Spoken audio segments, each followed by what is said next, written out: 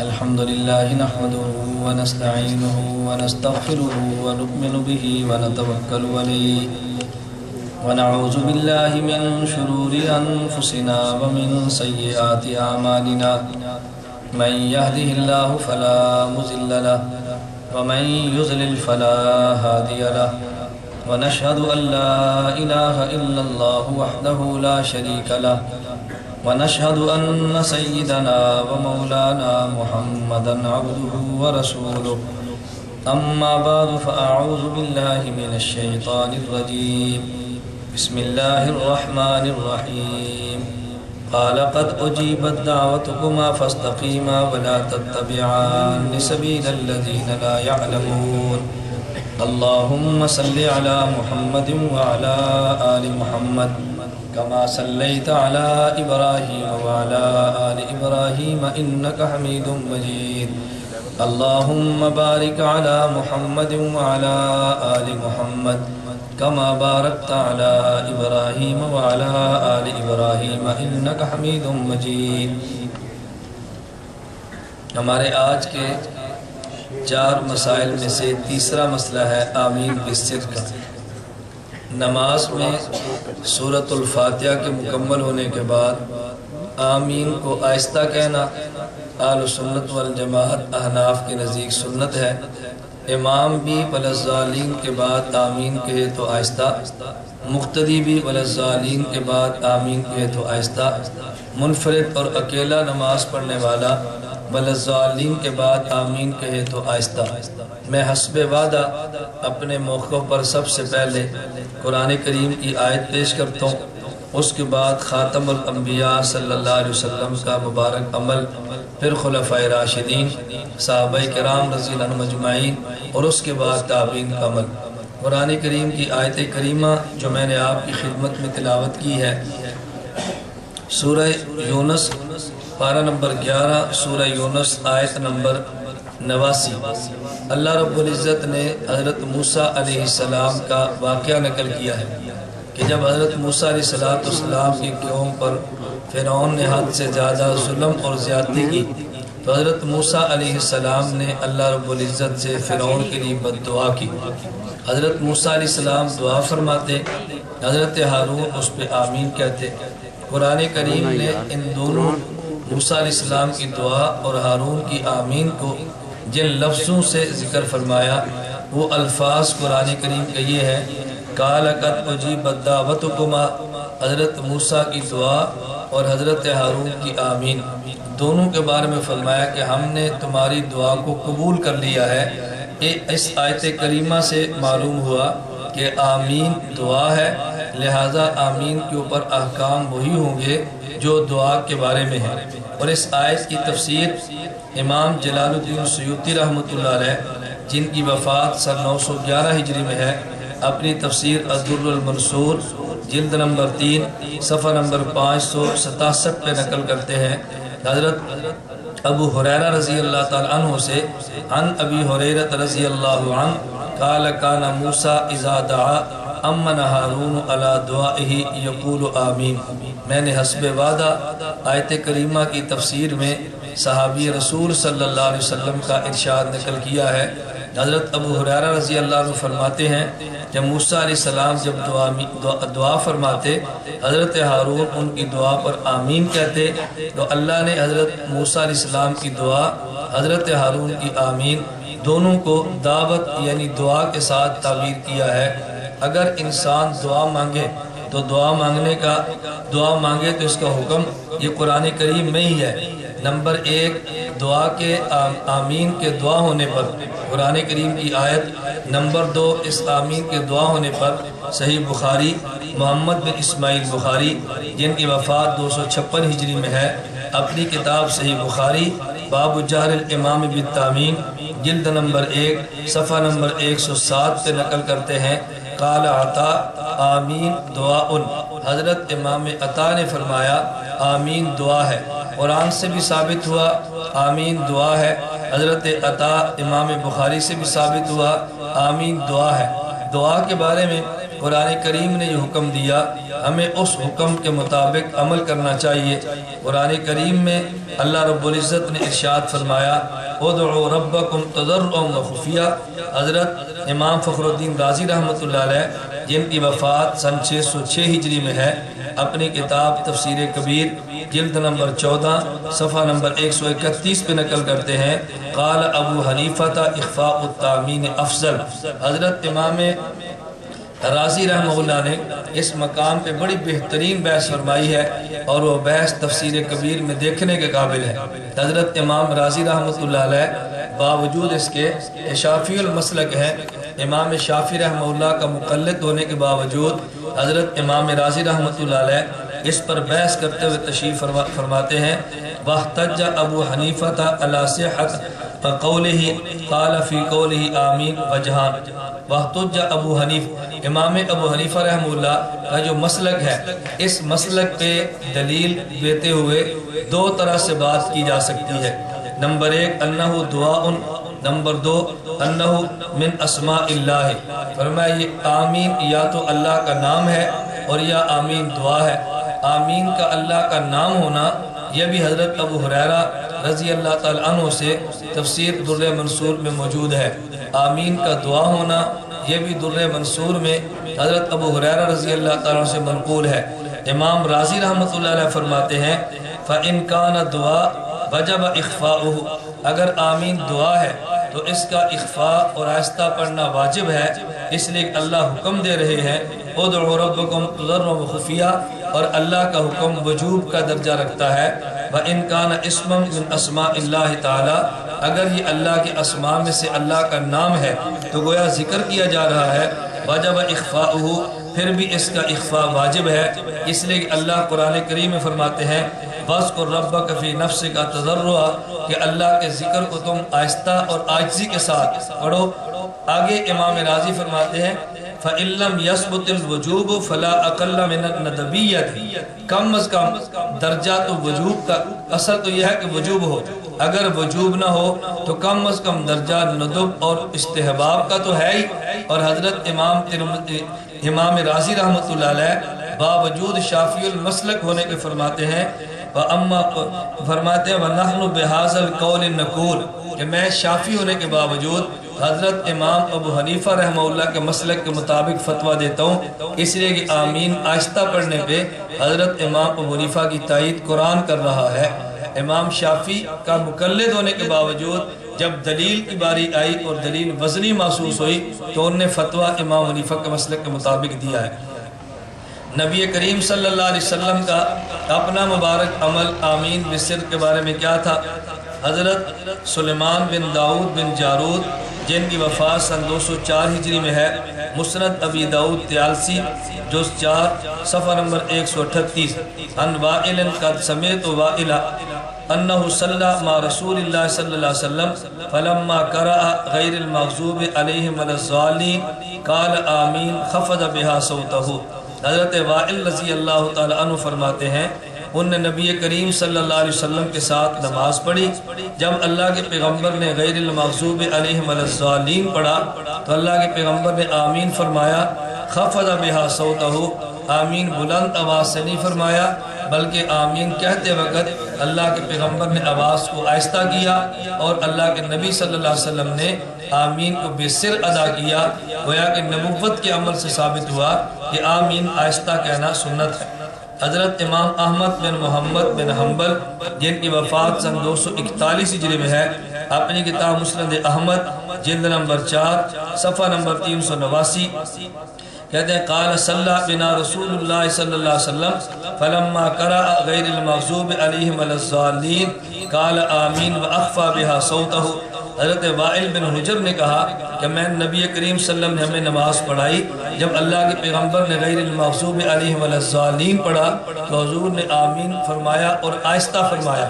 دونوں روایتوں میں فرق کیا ہے؟ پہلے لفظ تھا خفض بها صوتہ، اب لفظ ہے اخفى بها صوتہ۔ خفضہ کا معنی بھی آہستہ ہے اور اخفا کا معنی بھی آہستہ ہے۔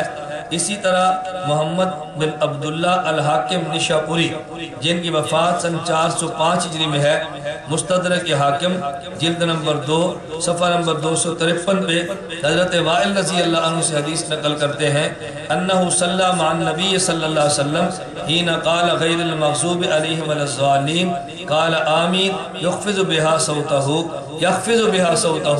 نبی کریم صلی اللہ علیہ وسلم نے نماز پڑھی اور جب غیر المغضوب علیہم ولا الضالین پڑھا اللہ کے پیغمبر نے آمین فرمایا، اور آمین کہتے وقت اللہ کے پیغمبر نے آواز کو آہستہ اور پست رکھا۔ ان تین احادیث سے ثابت ہوا کہ نبی کریم صلی اللہ علیہ وسلم کا اپنا مبارک عمل وہ آمین کو آہستہ کہنے کا تھا۔ حضرت سلیمان بن اشعث جن کی وفات سن 275 ہجری میں ہے، اپنی کتاب سنن ابی داؤد باب السکتۃ عند الافتتاح جلد نمبر 1 صفحہ نمبر 120 پہ حضرت سمرہ بن جندب رضی اللہ تعالی عنہ سے حدیث مبارک نقل کی ہے انہو حفظ عن رسول اللہ صلی اللہ علیہ وسلم سکتتین سکتتن اذا کبر وسکتتن اذا فرغ من قراءت غیر المغضوب علیہم ولا الضالین۔ اس حدیث مبارک کو ذرا سمجھے۔ حضرت سمرہ بن جندب رضی اللہ عنہ فرماتے ہیں کہ نبی کریم صلی اللہ علیہ وسلم سے میں نے 2 سکتے یاد کیے ہیں۔ نمبر 1، نبی پاک نماز شروع کرتے وقت جب اللہ اکبر فرماتے اس کے بعد اللہ کے پیغمبر سکتہ کرتے، پھر اس کے بعد جب غیر المغضوب علیہم ولا الضالین کی قرات سے فارغ ہوتے پھر اللہ کے پیغمبر سکتہ فرماتے۔ اب اللہ اکبر کے بعد نبی کریم صلی اللہ علیہ وسلم الحمدللہ رب العالمین تک سکتہ جو فرماتے تو حضور پڑھتے تو تھے، دعا مانگتے تھے، نبی پاک صلی اللہ علیہ وسلم خاموش تو نہیں تھے، لیکن صحابی اس کو سکتہ کیوں فرما رہے ہیں؟ جن نبی پاک صلی اللہ علیہ وسلم یوں پڑھتے کہ بلند آواز سے نہ ہوتا، اس کی آواز نہ آتی، تو جس طرح اللہ اکبر اور الحمدللہ کے درمیان پیغمبر نے پڑھا ہے مگر آہستہ پڑھا ہے، صحابی نے سکتہ فرمایا۔ غیر المغضوب علیہم ولا الضالین کے بعد پیغمبر نے آمین فرمایا مگر آہستہ فرمایا، تو صحابی رسول نے سکتہ فرمایا۔ تو سمرہ بن جندب کی حدیث سے معلوم ہوا کہ جس طرح اللہ اکبر الحمدللہ رب العالمین کے درمیان پیغمبر دعا مانگتے اور آہستہ، اسی طرح ولا الضالین کے بعد پیغمبر آمین کے ساتھ دعا مانگتے تو یہ بھی آہستہ۔ تو خاتم الانبیاء صلی اللہ علیہ وسلم کا مبارک عمل وہ آمین کو آہستہ کہنے کا تھا۔ اور یہ حدیث مبارک محمد بن عیسیٰ ترمذی نے جن کی وفات سن 279 ہجری میں ہے، جامع ترمذی باب ما جاء فی السکتتین جلد نمبر 1 صفحہ نمبر 49 پہ اس کو نقل کی حضرت سمرہ بن جندب رضی اللہ تعالیٰ عنہ سے۔ حضرت محمد بن یزید ابن ماجہ القزوینی جن کی وفات سن 273 ہجری میں ہے، انہوں نے سنن ابن ماجہ باب فی سکتۃ الامام جلد نمبر 1 صفحہ نمبر 61 پہ حضرت سمرہ بن جندب رضی اللہ تعالی عنہ کی اسی حدیث مبارک کو ذکر فرمایا۔ تو گویا سنن ابن ماجہ اور جامع ترمذی اور سنن ابی داؤد سے بات ثابت ہوئی کہ نبی کریم صلی اللہ علیہ وسلم ولا الضالین کے بعد آمین پڑھتے مگر آمین آہستہ پڑھتے تھے۔ رسول اکرم صلی اللہ علیہ وسلم کا مبارک عمل آمین کو بلند آواز سے پڑھنے کا نہیں تھا۔ نبی کریم صلی اللہ علیہ وسلم کے بعد خلفائے راشدین رضی اللہ عنہم اور آمین بالسر، یعنی پیغمبر کے بعد خلیفہ راشد کا عمل کیا تھا؟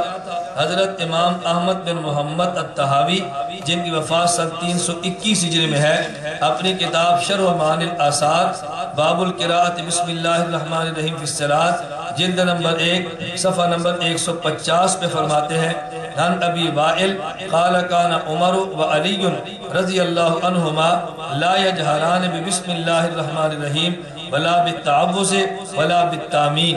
حضرت ابو وائل فرماتے ہیں حضرت عمر حضرت علی رضی اللہ عنہما یہ دونوں نماز میں بسم اللہ الرحمن الرحیم بھی آہستہ پڑھتے اور اعوذ باللہ بھی آہستہ پڑھتے، آمین بھی آہستہ پڑھتے، نہ اعوذ باللہ کو جہرن پڑھتے، نہ بسم اللہ کو جہرن پڑھتے اور نہ ہی آمین کو جہرن پڑھتے۔ اور اسی طرح حضرت امام عبدالرزاق بن حمام نے مصنف عبدالرزاق جلد نمبر 2 صفحہ 57 پہ حضرت ابراہیم سے نقل کیا ہے، تابعی ہے ابراہیم، فرماتے ہیں 5 مقامات وہ ہیں جن کو آہستہ پڑھا جاتا ہے۔ نمبر 1 سبحانک اللہ و بحمدک، نمبر 2 التعوذ، نمبر 3 بسم اللہ الرحمن الرحیم، نمبر 4 آمین، نمبر 5 اللہم ربنا لک الحمد۔ تو خلفۂ راشدین کا مبارک عمل بھی آمین کو آہستہ پڑھنے کا ہے، ابراہیم تابعی کا فتویٰ بھی آمین کو آہستہ پڑھنے کا ہے۔ خلاصہ دلال یہ ہے قرآن کریم کی آیت قال قد اجیبت دعوتکما سے ثابت ہوا آمین دعا ہے۔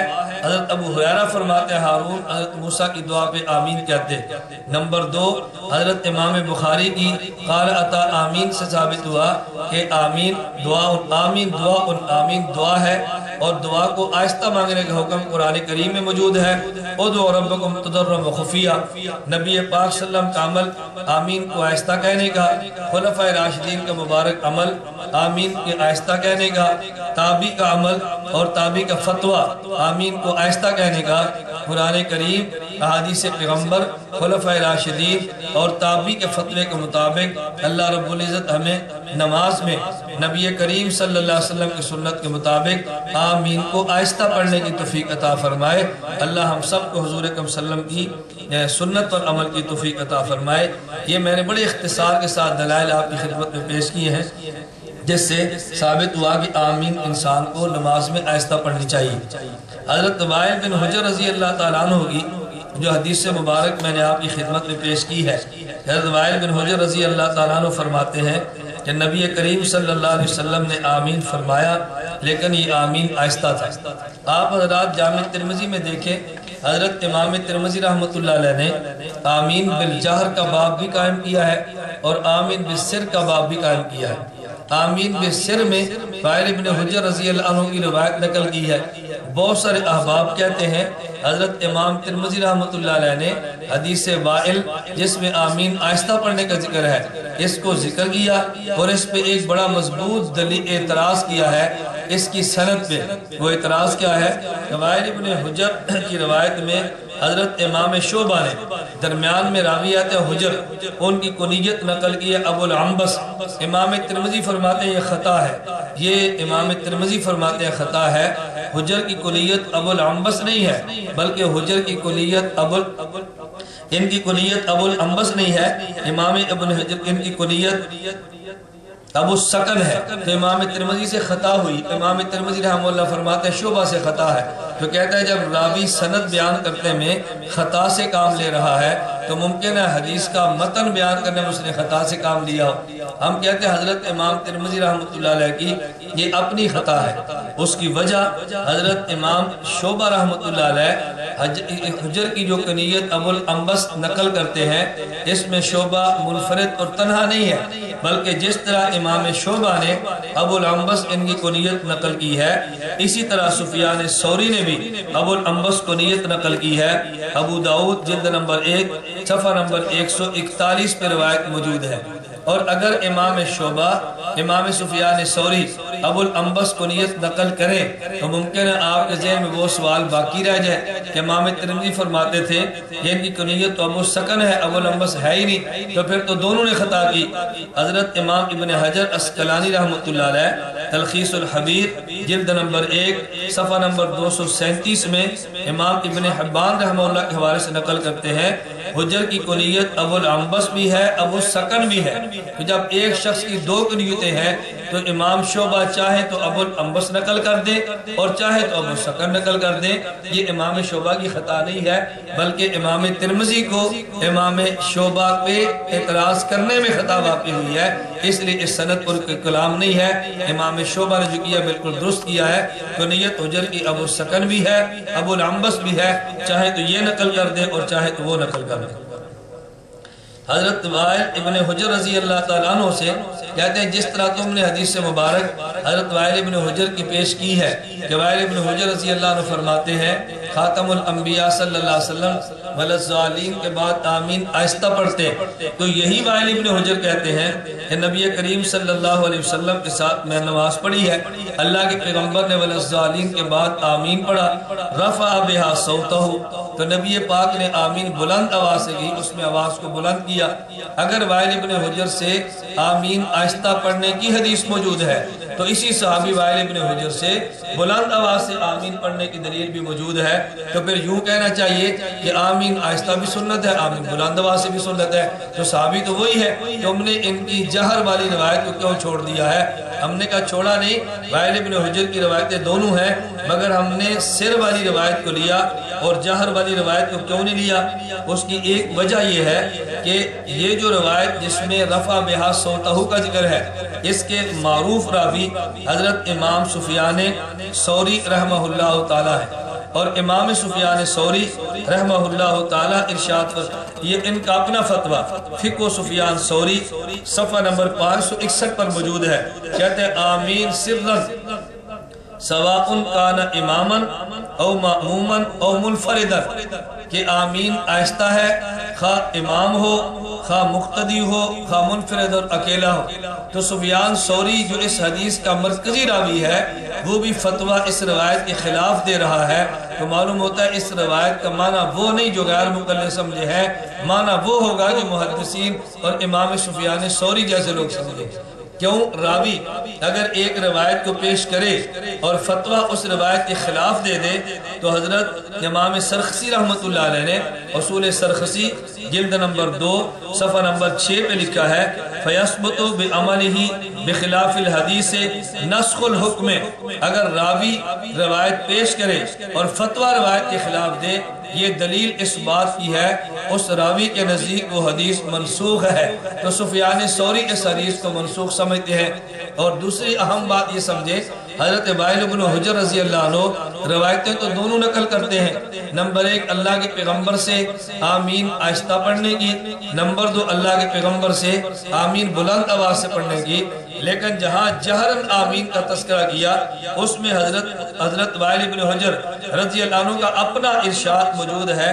محمد بن احمد الدولابی جن کی وفات 310 ہجری میں ہے، اپنی کتاب الکنیٰ والاسماء جلد نمبر 1 صفحہ نمبر 442 پر ارشاد فرماتے ہیں حضرت وائل بن حجر کا قول نقل کرتے ہوئے کہ نبی پاک صلی اللہ علیہ وسلم نے آمین فرمایا یمد بہا صوتہ ما اراہ الا یعلمنا، اللہ کے پیغمبر نے جو آمین بلند آواز سے فرمایا تھا، میرا خیال یہ ہے یہ اللہ کے پیغمبر نے بلند آواز سے فرمایا ہمیں تعلیم دینے کے لیے۔ معلوم ہوا اصل عمل پیغمبر کا آہستہ کا تھا، 2-3 مرتبہ بلند آواز سے فرمایا امت کو تعلیم دینے کے لیے۔